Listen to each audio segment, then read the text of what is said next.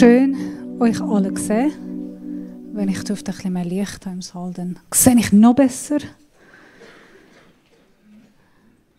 Oh ja, ein paar von euch lachen. Schön. Die nicht lachen, haben keine Ferien. An der Ferien vorbei. Gar keine Ferien. Es tut mir leid. Aber schön, dass wir heute den Gottesdienst feiern, wie der Stefan vorher gesagt hat. Heute ist ein Tag, den Gott gemacht hat. Dass wir dürfen sein Wort hören, wir dürfen von ihm heute empfangen und hoffentlich gestärkt, ermutigt und voller Kraft heimgehen. Klingt gut? Super. Wir sind in einer Predigtserie. Wir schauen miteinander den Jakobusbrief. Wir haben über die Hälfte gearbeitet zusammen. Heute sind wir im Kapitel 4. Nur noch ein Kapitel. Und wer ist der Jakobus? Halbbruder von Jesus. Wer sonst, was für eine Aufgabe hat er gehabt?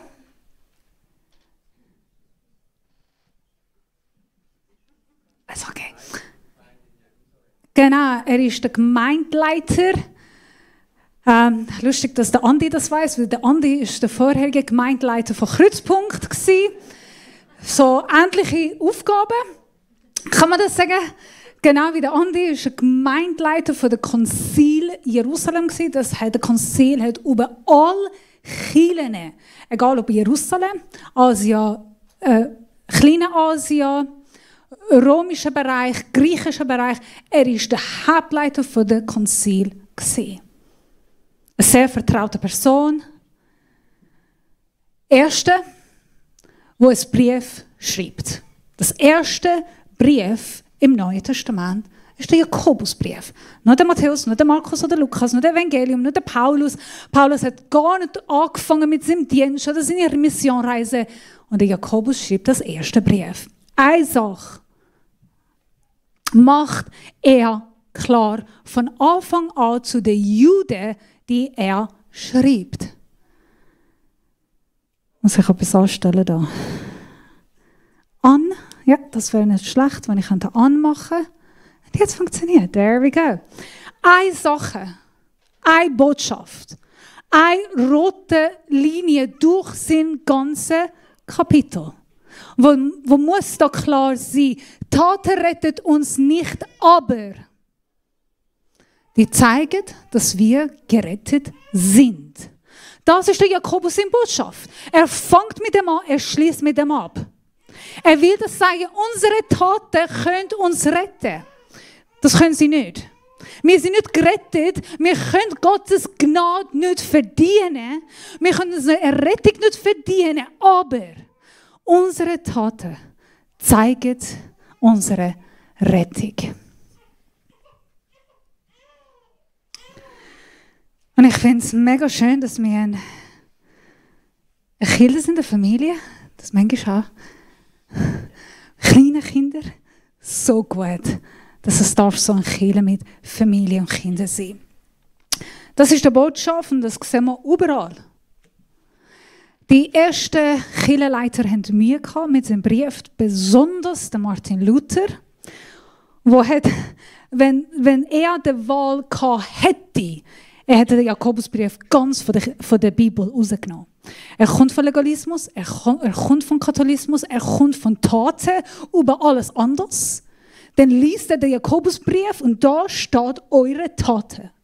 Und wenn ihr so lebt, dann was ist euer Glaube? Und das hat ihn verletzt. Aber Meli hat vor 2 Wochen das sehr gut predigt und sehr gut zeigt, dass der Paulus und der Jakobus, sie sagen das Gleiche, die gehen Hand in Hand. Glaube und Taten sind gleich. Wir glauben und das soll sich in unseren Taten widerspiegeln. Heute, wir lesen vom Kapitel 4. Wir machen das ganze Kapitel mehr oder weniger. Und ich habe Silvia gefragt, ob sie für mich den Kapitel 4 durchlesen. Ich habe kein PowerPoint. Jetzt gerade, weil nachher wir gehen und wir machen alles durcheinander. Wird kompliziert. Aber öffnet eure Handys. Spannend, heutigen Tag kannst du nicht sagen, öffnet eure Bibel. Wer hat heutigen Tag noch Bibel da? Hat jemand eine Bibel? Könnt ihr die Bibel aufentun? Ja. Wow. Oldschoolers. Alright, all die oldschool sind, Bibel auftun. The young generation. Wir haben unser Handy. Und wir lesen Kapitel 4, ab Vers 1 bis 17. Silvia.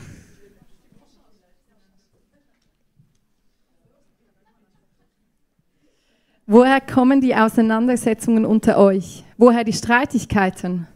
Kommen sie nicht daher, dass in euch selbst ein Kampf tobt? Eure eigensüchtigen Wünsche führen einen regelrechten Krieg gegen das, was Gott von euch möchte. Ihr tut alles, um eure Gier zu stillen und steht doch mit leeren Händen da. Ihr seid bereit, über Leichen zu gehen. Ihr seid erfüllt von Neid und Eifersucht. Aber nicht davon bringt euch euren Zielen näher. Ihr streitet und kämpft und trotzdem bekommt ihr nicht, was ihr wollt, weil ihr euch mit euren Anliegen nicht an Gott wendet. Und selbst wenn ihr euch an ihn wendet, werden eure Bitten nicht erhört, weil ihr in verwerflicher Absicht bittet. Das Erbetene soll dazu beitragen, eure selbstsüchtigen Wünsche zu erfüllen. Ihr Treulosen, wie eine Ehebrecherin den Bund mit ihrem Mann bricht, so brecht ihr den Bund mit Gott. Ist euch denn nicht bewusst, dass Freundschaft mit der Welt Feindschaft gegenüber Gott bedeutet? Wer also ein Freund der Welt sein will, erweist sich damit als Feind Gottes. Oder meint ihr, die Schrift sagt ohne Grund, mit leidenschaftlichem Eifer sehnt sich Gott danach, dass der Geist, den er uns Menschen eingepflanzt hat, ihm allein ergeben ist? Aber eben deshalb schenkt Gott uns auch seine Gnade in ganz besonderem Maß. Es heißt ja in der Schrift, den Hochmütigen stellt sich Gott entgegen, aber wer gering von sich denkt, den lässt er seine Gnade erfahren. Ordnet euch daher Gott unter und dem Teufel widersteht, dann wird er von euch ablassen und fliehen. Sucht die Nähe Gottes, dann wird er euch nahe sein. Wascht die Schuld von euren Händen, ihr Sünder. Reinigt eure Herzen, ihr Unentschlossenen. Klagt über euren Zustand, trauert und weint. Aus eurem Lachen muss Traurigkeit werden, aus eurer Freude Bestürzung und Scham. Beugt euch vor dem Herrn, dann wird er euch erhöhen. Redet nicht schlecht übereinander, Geschwister. Wer schlecht über seinen Bruder redet oder seinen Bruder verurteilt, der redet damit schlecht über das Gesetz und verurteilt das Gesetz, das ein solches Verhalten untersagt. Und wenn du das Gesetz verurteilst, spielst du dich als sein Richter auf, statt es zu befolgen. Dabei gibt es doch nur einen Gesetzgeber und nur einen Richter, den, der die Macht hat zu retten und der die Macht hat, dem Verderben preiszugeben. Du aber, wer bist du, dass du über deine Mitmenschen zu Gericht sitzt? Nun zu euch, die ihr sagt, heute oder spätestens morgen werden wir in die und die Stadt reisen. Wir werden ein Jahr lang dort bleiben, werden Geschäfte machen und werden viel Geld damit verdienen. Dabei wisst ihr nicht einmal, was morgen sein wird. Was ist schon euer Leben? Ein Dampfwölkchen seid ihr, das für eine kleine Weile zu sehen ist und dann wieder verschwindet. Statt solche selbstsicheren Behauptungen aufzustellen, solltet ihr lieber sagen, wenn der Herr es will, werden wir dann noch am Leben sein und dieses oder jenes tun. Doch was macht ihr? Ihr rühmt euch selbst und prahlt mit euren überheblichen Plänen. Alles Rühmen dieser Art ist verwerflich. Denkt also daran, wenn jemand weiß, was gut und richtig ist und es doch nicht tut, macht er sich schuldig. Mein himmlischer Vater, danke für dein Wort. Hat damals gewirkt, ist lebendig, kraftvoll und wirksam auch heute. Wir entscheiden uns, unser Herz aufzutun, um deine Stimme zu hören. Und dass dein Geist auf heute unser Herz bewegen und berühren. Mach uns demutig für dich, für deine Gegenwart. Amen.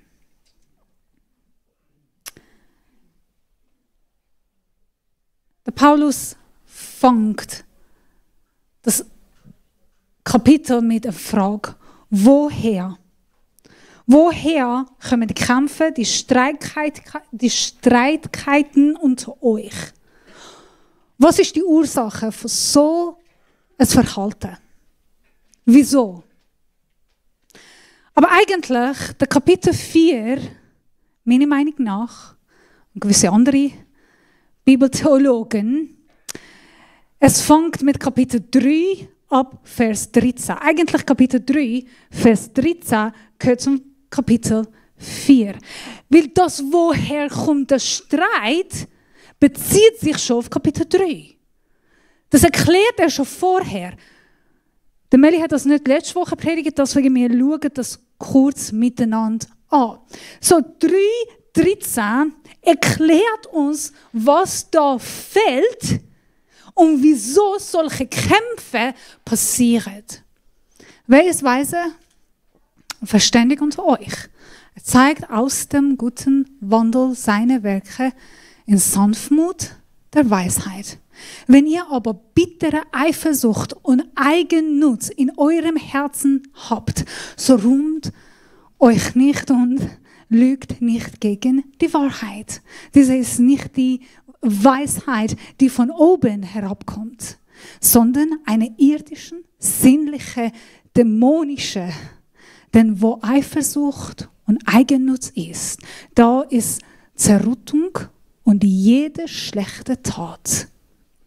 Die Weisheit von oben aber ist erstens rein, so denn friedvoll, milde, folgsam, voller Barmherzigkeit und Güterfrüchte. Unparteiisch, ungescheucht. Geheuchelt, ja. Ich kann es wieder nicht lesen, bitte den Leo abholen, danke. Die Frucht der Gerechtigkeit aber wird in Frieden denen gesät, die Frieden stiften. So, wenn der Jakobus dann fragt, wieso gibt es Kampf, Streit, Eifersucht, gegeneinander sein, gegen Gott sein, gegen Kirche sein, gegen solche Verhalten unter euch? Das ist eine rhetorische Frage. Er hat schon die Antwort vorher gegeben. Er hat schon gesagt, es gibt zwei Arten von Weisheit. Eine kommt von oben, kommt vom Himmel, ist göttlich, hat Frieden, hat Ruhe, hat Barmherzigkeit, ist wunderbar. Und eine andere Art von Weisheit ist irdisch, ungöttlich, voll mit Eifersucht, Selbstliebe, ich-zentriert. Was sind die Folgen, wenn wir in der Weisheit leben, suchen und das haben? Das ist die Folge. Was ist das? Es sind Kämpfe, Neid, Untreue, Feindschaft gegeneinander, Feindschaft gegen Gott. Wenn ihr so lebt, wenn ihr die Weisheit empfangt, die Welt euch gibt, die eure Fleisch euch gibt, dann ist das. Und er geht tiefer und er sagt, was ist die Ursache? Und ziemlich schnell schaut er nicht an, was ist da passiert, wer ist der Schuld, wer hat was schlecht gesagt und er hat das verdient, aber die sind dann schuld. Nein. Also nein, nicht, okay, es gibt Kampf und vielleicht die Partei hat Fehler gemacht und die Person ist da falsch gelegen. Hat können, oder? Ich meine, Streiten, Konflikte haben, Uneinheiten haben, gibt es sogar in der Kirche. Ich weiss, niemand kann sich da vorstellen, dass wir in der Kirche streiten können. Das geht. Und wir können das begründen. Wir können sagen, die Ursache ist, die Person ist falsch. Die Person will alles für sich. Die Person schaut nur für sich. Kann man. Er sagt das nicht. Sehr stark, sehr klar sagt eins. Das ist eure Fleisch, eure Herz, eure Herzensbegierde. Eure Herz, euer Wunsch, euer Verlangen. Wenn ihr nach dem geht, dann gibt es Streit. Dann gibt es Konflikte und Spaltungen, Uneinheiten unter euch. Hat nichts mit dem zu tun, wer hat Recht und wer nicht. Hat nicht mit dem zu tun, wer hat angefangen und wer muss jetzt alles abschließen. Es hat zu tun mit deinem Herz. Und wenn das Herz lebt nach dem Fleisch, nach dem alten Ich, dann passiert. Ich habe eine Story gelesen von Philip Munzi, hoffe ich, er heißt so, er ist in Orange County gewesen, ein Pastor von einer kleinen Kirche. Und jeden Sonntag, als er musste auf seine Kirche fahren, unterwegs, fährt er den Saddleback Church in Orange County, der Kirche von Rick Warren. Und er fährt jeden Sonntag der Kirche vom Saddleback vorbei und sieht, wie Tausende, ich weiß nicht, ob die Millionen gehen, ich weiß nicht, wie viele Tausende Menschen in dem Saddleback Church gehen. Es ist eine Mega-Church. Und dann geht es zu seiner eigenen Kirche, die mega kleine Kirche ist. Und er hat gesagt, sein Herz ist Sonntag nach Sonntag erfüllt mit Eifersucht. Mit der Frage, wieso, Herr, schickst du so viele Leute in dem Saddleback, in dem Rick Warren Church und nicht in meine? Wieso bin ich nicht so gut wie ihn? Predige ich nicht gut? Und er hat angefangen, sich zu vergleichen. Einfach bitter werden. Jahre später. Unterwegs, im Auto, hat er eine Stimme von Gott gehört. Fang an, Gott danken, fang an mich danken für jede Person, die in dem Saddleback Church geht. Hat er angefangen, hat er gemacht. Jeden Sonntag, als er die Menschenmenge erlebte, die in den Saddleback gehen, nicht in seine Kirche, hat er angefangen, Gott zu danken. Danke für diese Person, danke für diese Person, danke, dass sie in der Kirche gehen, danke, dass die Kirche wächst, danke, dass du noch mehr schenkst, danke, dass der Rick Warren Church noch größer werden, stärker werden. Was ist denn passiert? Ein Jahr später, er durfte ein neues Gemeindezentrum eröffnen. Der Rick Warren hat bei der Einweihung von seinen Kirche predigt. Ihn gesegnet. Und sind beste Kollegen geworden. Die predigen zusammen und die reisen miteinander, hat ein Buch geschrieben. Über das versteckte Eifersucht. Von wo kommt das? Von den Herzen. Und ich finde es wunderschön, wie der Salomon sagt, die Furcht des Herrn ist der Anfang der Weisheit. Wenn wir erlauben, dass unser Fleisch uns leitet, unser Herz, unsere Emotionen, dann werden wir sehr schnell Bitterkeit, Streit, sogar als gläubig erleben. Und wenn wir erlauben, Gottes Weisheit, Gottes Ruhe uns leitet, dann werden wir auch Frucht erben. Ich möchte mit euch eine andere Bibelstelle lesen. Das ist nicht das erste Mal, dass der Jakobus das schreibt, das erste Mal, dass er in der Bibel vorkommt. Der Paulus schreibt das ständig in all seinen Briefen. Besonders finden wir in dem Galaterbrief. Jetzt, dass ihr nicht einschlaft, weil ich sehe langsam ein paar Augen, die zugehen. Machen wir so Folgendes. Ich habe schon Bible Study. Wir gehen das ganze Kapitel. Wir schaffen das gut. Ich mache es super bis jetzt. Aber jetzt. Wir stehen alle miteinander auf und wir lesen die Verse. Nicht jeder, ich komme nachher zurück. Also, nein, ich lese das und dann kann man miteinander den Rest lesen. Und wenn ihr ihn bittet, wird er euch doch nichts geben. Wieso sagt er das? Mögt ihr euch an meine erste Predigt von Jakobus 1 erinnern? Nein, alles gut, ich auch nicht. Meine erste Predigt ist um das gegangen. Er hat gesagt, betet um Weisheit und er wird euch geben. Mögt euch an das Vers erinnern. Betet um Weisheit und er wird euch geben. Aber jetzt, 2 Kapitel später, sagt er, 3 Kapitel später, und wenn ihr bittet, wird er euch doch nichts geben. Hallo?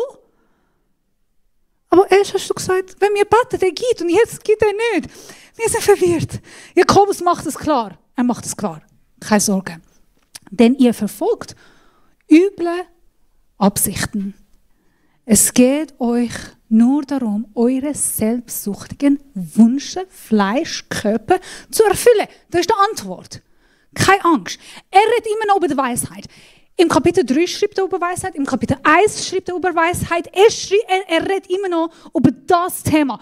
Er sagt, wenn ihr um Weisheit bittet, von eurem eigenen Nutz, von das Ich, dann gibt er nicht. Weil das bringt euch nicht. Aber wenn ihr um Weisheit bittet, wer möchte mit ihm leben, dann schenkt er gnädig und das sehen wir nachher. Ihr Treulosen, ist euch denn nicht klar, dass Freundschaft mit der Welt zugleich Feindschaft gegen Gott bedeutet? Wer also ein Freund dieser Welt sein will, der wird zum Feind Gottes. Wow! Heftig. Wir kommen nochmal dazu. Ich kann kurz atmen. Also, lass uns miteinander Folgendes machen. Lass uns miteinander aufstehen. Dann haben wir eine kurze Pause. Und die Teil vom Galaterbrief, Kapitel 5, miteinander laut, mit Respekt lesen. Und ich brauche eure Hilfe. Was will ich damit sagen? Lasst den Geist Gottes eure Verhalten bestimmen. Dann werdet ihr nicht mehr den Begierden eurer eigenen Natur nachgeben. Denn die menschliche Natur richtet sich mit ihrem Begehren gegen den Geist Gottes. Und der Geist Gottes richtet sich mit seinem Begehren gegen die menschliche Natur. Die beiden liegen in Streit miteinander. Und jede Seite will verhindern, dass ihr das tut, wozu die andere Seite auch drängt. Wenn ihr euch jedoch vom Geist Gottes führen lässt, steht ihr nicht mehr unter der Herrschaft des Gesetzes. Im Übrigen ist klar ersichtlich, was die Auswirkungen sind, wenn man sich von der eigenen Natur beherrschen lässt. Sexuelle Unmoral, Schamlosigkeit, Ausschweifung, Götzendienst, okkulte Praktiken, Feindseligkeit, Streit, Eifersucht, Wutausbrüche, Rechthaberei, Zerwürfnisse, Spaltungen, Neid, Trunkenheit, Fressgier und noch vieles andere, was genauso verwerflich ist. Ich kann euch diesbezüglich nur warnen, wie ich es schon früher getan habe. Wer so lebt und handelt, wird keinen Anteil am Reich Gottes bekommen, denn er wird das Gott für uns bereit. Bleibt stehen, wir sind nicht fertig. Schaut das kurz an und lasst uns den Heiligen Geist Zeit geben, unser Herz prüfen.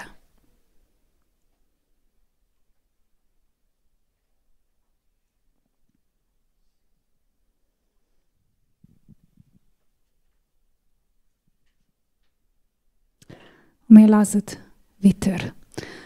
Die Frucht hingeben.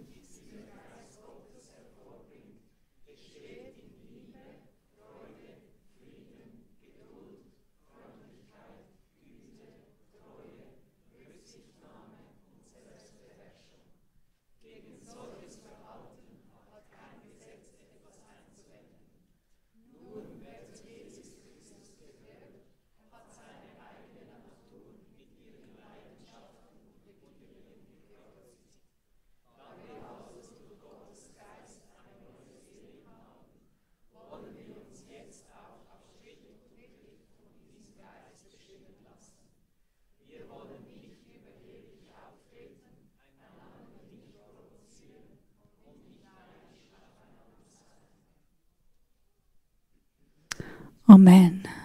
Ihr dürft wieder Platz nehmen. Was du fütterst, das wächst. Meine Liebe, was du fütterst, das wächst. Unsere Taten retten uns nicht, aber die zeigen, dass wir gerettet sind.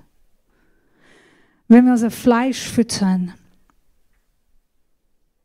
mit Eifersucht, mit Selbstliebe, mit Ich-Egoismus, Wenn wir uns füttern mit der Welt, mit Medien, mit der Kultur, mit Werten, Moral, Unwahrheiten, Negativität, sexuelle, immoralisches Leben, was werden wir ernten? Was werden wir als Frucht sehen? Und gleichzeitig, wenn wir uns füttern mit Gottes Nähe, Reflexion im Wort Gottes, dann sehen wir auch, was Gott für uns vorbereitet. Geht weiter, oder meint ihr, die Heilige Schrift sagt ohne jeden Grund, leidenschaftlich wünscht sich Gott, dass der Lebensgeist, den er in uns wohnen lässt, ganz ihm gehört. Aber was Gott uns schenken will, ist noch viel mehr. Darum heißt es auch, die Hochmütigen weist Gott von sich, aber er wendet ihnen seine Liebe zu, die wissen, dass sie ihn brauchen. Unterstellt euch Gott und widersetzt euch dem Teufel. Dann muss er von euch fliehen. In dem 7. Vers, der Jakobus zeigt uns 3 Kämpfe, 3 mächtige Macht, wo wir als Gläubig mit denen immer am Kämpfen sind, und zwar täglich. Täglich. Nur weil wir gerettet sind, sind wir nicht safe.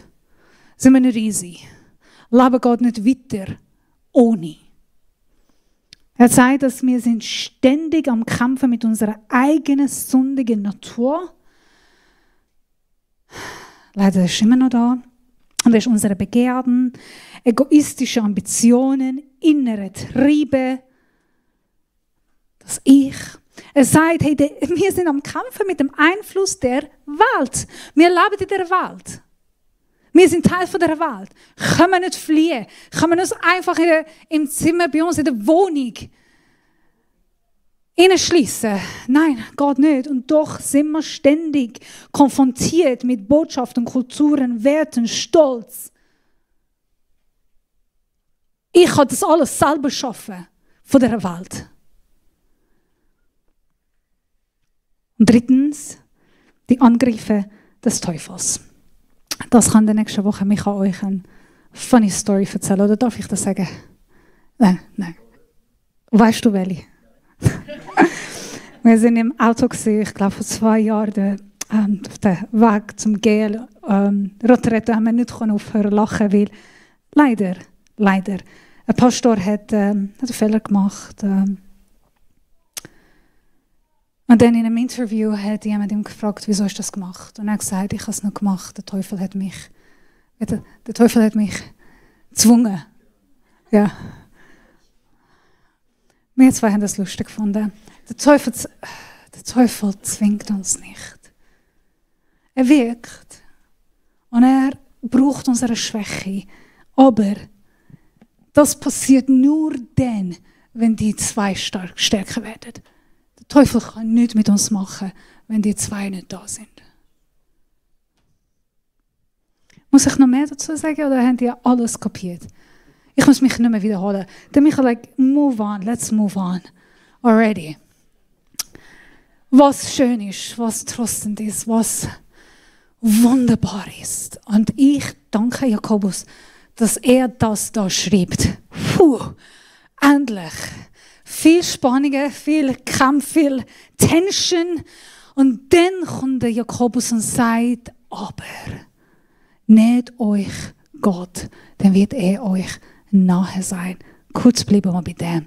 Näht euch Gott, dann wird er euch näher sein. Das ist die Lösung. Die Kämpfe ist wahr. Das ist eine Realität.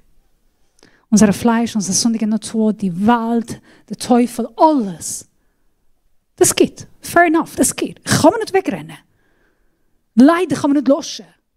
Sind wir nicht safe, aber es gibt auch eine Lösung. Und das ist eine Lösung. Näht euch Gott ist die Lösung. Und er wird euch näher sein. Und was ich liebe und ich glaube, Er macht die Zusammenfassung oder er macht die Connection mit Vers 6 und 8 zusammen. In Vers 6, er sagt etwas Wunderschönes. Er gibt aber, das ist eine Elberfelser Übersetzung, habe ich besser gefunden da. Er gibt aber größere Gnade. Er gibt aber größere Gnade.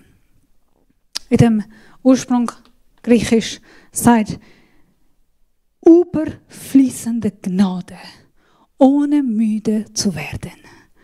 Halleluja, weil wir brauchen das. Oh, wie fest ich das brauche. Gott gibt Gnade immer mehr. Ich kann mich ihm nicht nähern, wenn ich weiß nicht, was für eine Gnade mich erwartet. Aber wenn ich weiß, dass Gott ist ein gnädiger Gott, er ist grösser und er hat so viel Kraft, so viel Geduld und so viel Erbarmen mit mir. Und wenn ich weiß, dass meine Schwäche erschöpft Gott nicht, dass mein Fehler besiegt ihn nicht, das, was ich schlecht gemacht habe, folgt nie, dass Gott aufgeht. Er kann nicht aufgeben, er wird nie aufgeben. Er wird nicht besiegt. Er sagt nicht, okay, ich habe es verloren, ich gebe es auf, du hast gewonnen. Nein, das kennt er nicht. Er hat Gnade über Gnade über Gnade und Erbarmen und Geduld. Weil wir brauchen das so fest. Du musst deine Hand nicht aufheben, aber ich habe es auf. Und ich sage es, ich brauche das täglich. Ihr habt das auch verstanden, das muss ich nicht wiederholen, gell? Gib Gnade. Er ist gnädig, seine Gnade ist grösser. Jetzt aber.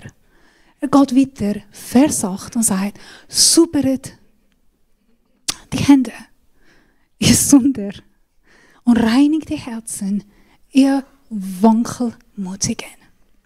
Er gibt Gnade, unbegrenzte Gnade, unendliche Gnade, Gnade über Gnade. Noch mehr, als du kannst dir vorstellen. Und Vergebung, aber näher dich zu ihm. Mach dein Herz sauber. Komm mit ein ernsthaftes, tut mir leid. Nicht spielen, nicht tun als ob, sondern komm mit einem reines Herz wieder zu ihm. Und er vergibt.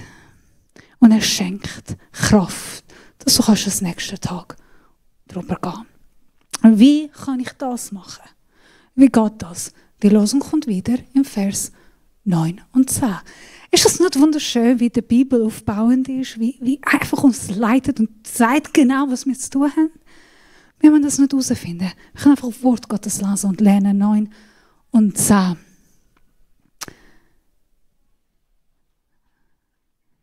Nope. Okay. Jetzt. Seht doch endlich ein, wie groß eure Schuld ist. Erschreckt und trauert darüber. Ihr sollt nicht mehr lachen. Puh. Wer ist am Lachen? Das passt von uns Schweizer sowieso. er hat es für uns gesagt. Sondern weinen. Als eure Freude so Traurigkeit werden, beugt euch vor dem Herrn, dann wird er euch aufrichten. Hört die Worte. Und was will er mit dem sagen?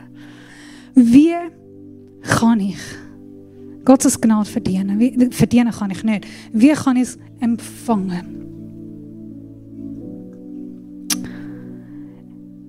Meine lieben Geschwister, die Wahrheit ist Folgendes. Wir können nie Gottes Liebe verstehen, wahrnehmen, nachvollziehen, annehmen, wenn wir nicht unsere eigenen Sünden und Fehler tief erkennen. Wir können Gottes Gnade nicht wertschätzen. Nie, wirklich wertschätzen, wenn wir nicht merken, wer wir sind, was wir gemacht haben und wie fest wir ihn brauchen. Wir können seine Gnade nicht Wert geben, wenn wir nicht ehrlich sind mit uns selber. Gott nicht. Was er da sagt, heisst Folgendes. Nimm es ernst. Mach es nicht klein. Dein Sund, dein Fehler, deine Natur, deine Rettung, mach es nicht klein. Red es nicht klein.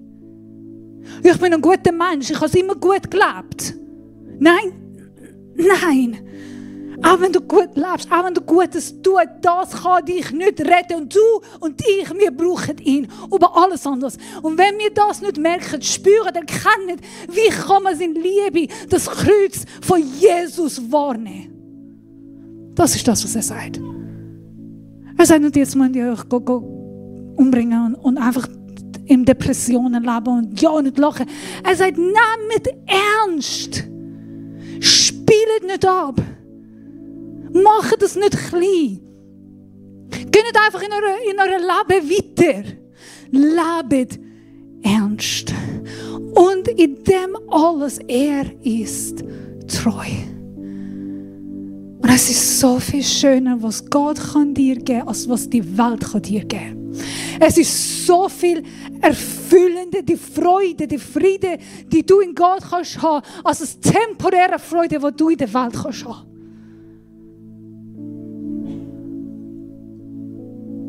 Was ich kann haben. Und wir vergessen das, weil wir spielen das klein. Jeder von uns, ich included, ich predige zu mir selber, jeder von uns. Das ist eine schwierige Predigt für mich selber. Wow. Wenn ich Fehler mache, kommt bitte nicht mit dem Predigt, Brina. Ich halte es, schaut mal, ich halte es vor mir täglich. Das ist eine Predigt für mich. Ich habe nicht mit euch zu tun. Ihr seid einfach da, mal schauen, wie ich an mir selber predige. That's it. Es hat mit mir selber zu tun. Lass uns ehrlich sein jetzt gerade. Mit uns, mit Gott. Wir machen Folgendes. Ich möchte mit uns beten. Und dann machen wir das. Wir gehen ehrlich vor Gott. Ohne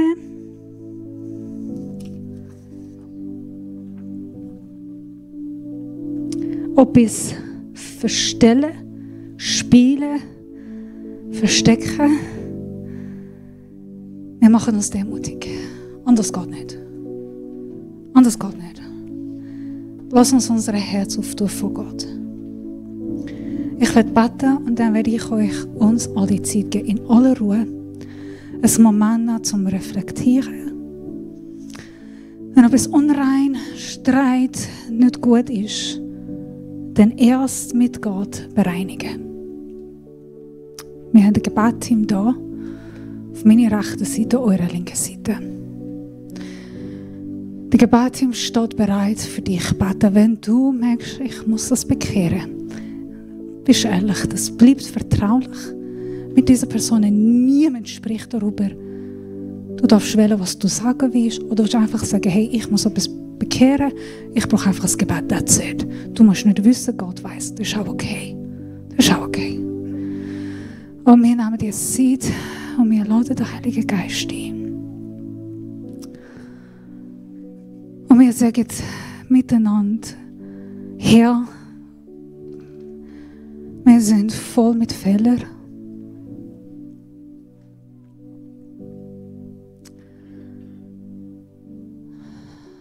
Und es gibt keine Excuses, kein Grund, wir können das nicht begründen oder erklären oder wir machen Fehler, wir sind schwach. Und wir kommen von dir her. Ehrlich, transparent, offen. Mit Eifer, mit ein grosses Not. Wir brauchen die Vergebung, die Gnade. Hab Erbarmen mit uns. Hab Erbarmen mit mir. Offenbare das, was nicht gut ist.